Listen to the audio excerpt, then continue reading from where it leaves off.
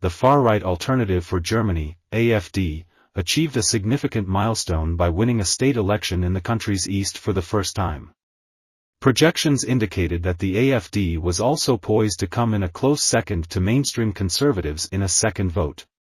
A newly established party by a well-known leftist leader made an immediate impact, while the parties forming Chancellor Olaf Scholz's unpopular national government saw extremely weak results. Projections from ARD and ZDF public television, based on exit polls and partial vote counts, showed the AfD securing 32 to 33% of the vote in Thuringia, placing it well ahead of the center-right Christian Democratic Union, CDU, the main national opposition party, which garnered around 24%. In neighboring Saxony, projections placed the CDU, which has governed the state since German reunification in 1990, at 31.7%, with the AfD close behind at 30.6 to 31.4%. Omid Nouripour, a leader of the Greens, one of the national governing parties, expressed deep concern, stating, "An openly right-wing extremist party has become the strongest force in a state parliament for the first time since 1949, and that causes many people very deep concern and fear." Despite the rise of the AfD, other parties have declared that they will not enter into a coalition with the party.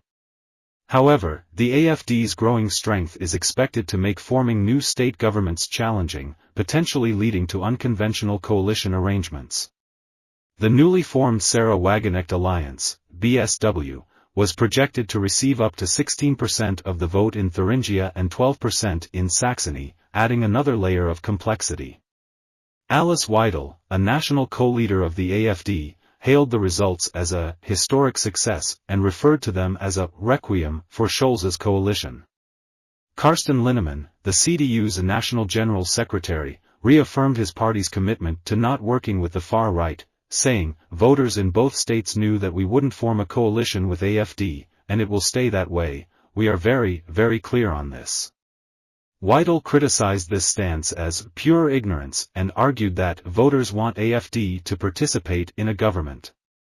Support for populist parties in the region, which is less prosperous than Western Germany, has been fueled by dissatisfaction with the national government, anti-immigration sentiment, and skepticism toward German military aid for Ukraine.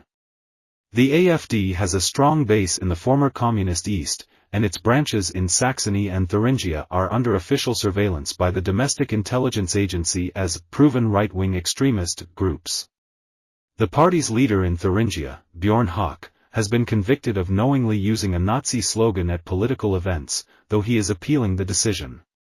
Scholz's center-left Social Democrats were expected to retain a presence in both state legislatures with single-digit support, but the environmentalist Greens appeared set to lose their seats in Thuringia. The Greens and the Social Democrats were junior coalition partners in both outgoing state governments. The pro-business Free Democrats, another party in the national government, were also expected to lose their seats in Thuringia and had no representation in Saxony. A third state election is scheduled for September 22 in Brandenburg, another eastern state currently led by Scholz's party. Germany's next national election is due in a little over a year. Thuringia's political landscape is particularly complex because the Left Party, led by outgoing Governor Bodo Ramelow, has seen a significant decline, losing nearly two-thirds of its support compared to 5 years ago and dropping to around 12%. Sarah Wagenknecht, a former prominent figure in the Left Party, left last year to form her own party, which is now outperforming the left. Wagenknecht celebrated the success of her new party, emphasized its refusal to work with AfD's Höcke, and expressed hope that it could form a good government with the CDU. The CDU has long refused to cooperate with the Left Party, which is descended from East Germany's ruling communists. However, it has not ruled out working with Wagenknecht's BSW, which may be necessary to form a government without the AfD, at least in Thuringia. BSW is also gaining strength in the East. AfD has capitalized on strong anti-immigration sentiment in the region. A knife attack on August 23 in the western city of Solingen, where a suspected extremist from Syria is accused of killing 3 people, has brought the issue back to the forefront of Germany's political agenda, prompting Scholz's government to announce new restrictions on knives and measures to expedite deportations. Wagenknecht's BSW blends left-wing economic policies with a skeptical stance on immigration. The CDU has also increased pressure on the national government to adopt a tougher position on immigration. Germany's stance on Russia's war in Ukraine is also a sensitive issue in the East. Berlin is Ukraine's second-largest weapons supplier after the United States, a policy both AfD and BSW oppose. Wagenknecht has also criticized a recent decision by the German government and the US to begin deploying long-range missiles to Germany in 2026.